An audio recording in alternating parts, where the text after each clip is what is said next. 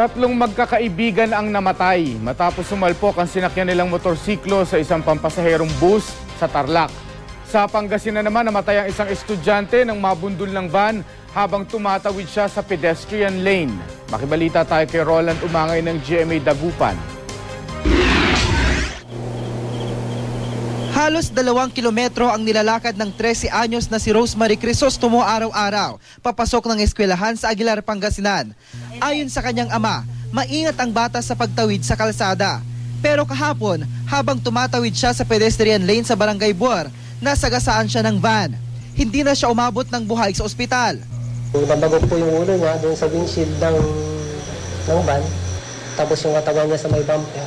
Kaya yung possibility na mabuhay yung bata, isalanganin po talaga. Tumangging magbigay ng pahayag ang driver ng van na nakatakdang sampahan ng kaso.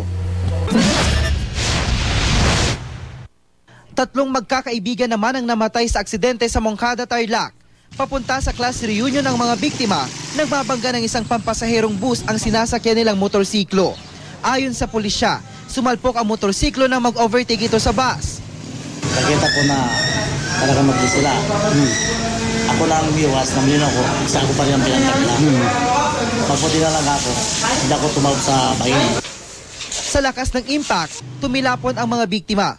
Kakasuhan ang driver ng bus. Roland Umangay, Nagbabalita, Pilipinas.